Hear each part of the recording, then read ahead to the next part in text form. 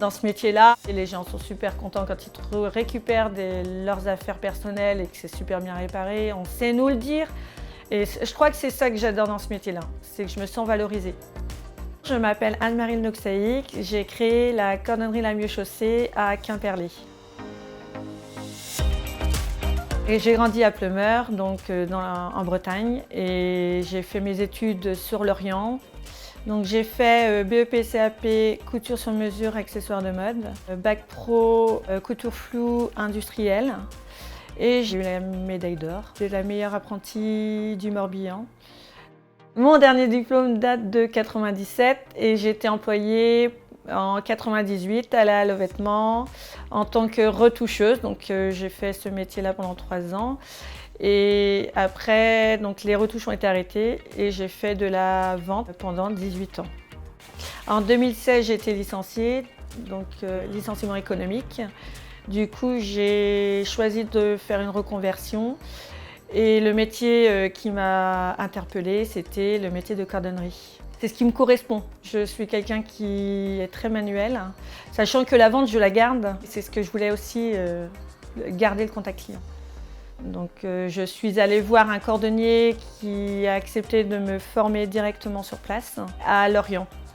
Et moi, j'aime me former directement sur place parce que je trouve que c'est la meilleure école. J'ai adoré, je me suis éclatée. À la limite, j'ai découvert une passion.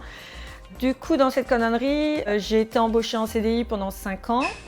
Je suis restée les 3 dernières années toute seule parce que le patron a vu que ça tournait bien, que lui, il a profité d'aller travailler à l'extérieur. Et moi, du coup, je me suis épanouie pendant 3 ans et appris beaucoup de choses. Après ça, en 2020, le Covid, donc complications, fermeture du magasin obligatoire pour tous les salariés. Je ne me voyais pas quitter mes clients comme ça et lâcher ce métier. Et du coup, je me suis dit, pourquoi pas m'installer? Donc j'ai eu une très belle opportunité, c'est de pouvoir racheter du matériel pendant la vente aux enchères qui avait été organisée suite à la liquidation.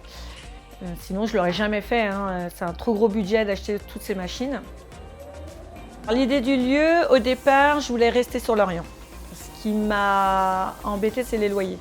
Je me suis dit, pourquoi pas aller me renseigner sur Quimperlé.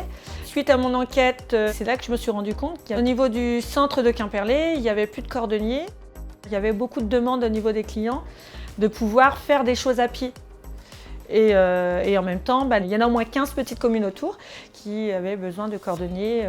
Moi, je pouvais être beaucoup plus proche pour eux. Et j'ai une amie qui a acheté un local pour faire son restaurant traiteur asiatique qui m'a proposé de me louer son local à côté à un loyer plus que raisonnable en face de la gare. Et ce qui était important pour moi aussi, c'est de pouvoir garder mes clients de Lorient qui puissent prendre le train pour venir me voir. Et donc j'avais des travaux, mais étant manuelle et bricoleuse avec mon mari, ça ne nous avait pas fait peur. Donc tout ce qui est administratif, donc j'avais besoin de l'aide. Du coup, j'ai été bien orientée par BGE, qui ont pu me proposer plein de petites formations sur la création d'entreprise, gestion d'entreprise, ce qui m'a permis d'évoluer et d'en apprendre beaucoup plus. Pour les financements de mon activité, je suis passée par, au biais de BGE qui m'a dit d'aller vers France Active, qui avait possibilité de me faire un prêt d'honneur et de se porter garant sur mon prêt. Et la Chambre des métiers m'ont fait une passe création où j'ai réussi à avoir un financement aussi. Tous les prêts et les garanties, c'était vraiment bienvenu. Mettre des billes de ma poche, j'aurais pas eu les moyens. Donc j'ai ouvert le 22 avril 2022. Au moment où j'ai commencé mes travaux, tout s'est déroulé correctement. Donc là, franchement, moi-même, je m'étonne. C'est ce que je disais à tout le monde, je suis restée étonnée de ne pas avoir de complications. Tout se déroule bien, que ce soit le chiffre d'affaires ou le travail, ça fait que monter. Donc maintenant, j'espère que ça va continuer comme ça.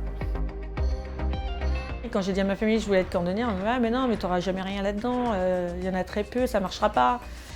Des cousins qui me disent « Mais les gens réparent plus leurs chaussures » parce qu'aujourd'hui, les jeunes sont beaucoup en basket. Mais il faut savoir que les baskets, ça se répare. Ce qui serait bien, c'est que je vous glisse un morceau de cuir en dessous là, que je reglisse dans la semelle. Et ça sera le plus costaud. Et le Covid a encore plus donné envie de réparer les objets, hein, parce qu'on s'est retrouvé avec des hausses de prix. Donc aujourd'hui, les gens n'hésitent plus à même acheter de l'occasion et le réparer. La suite, c'est que tout fonctionne bien et que pourquoi pas pouvoir embaucher quelqu'un. Si j'embauche quelqu'un, c'est que vraiment ça tourne au top. J'aurais jamais imaginé être capable de créer ma propre boutique. Je suis très fière et très contente de moi.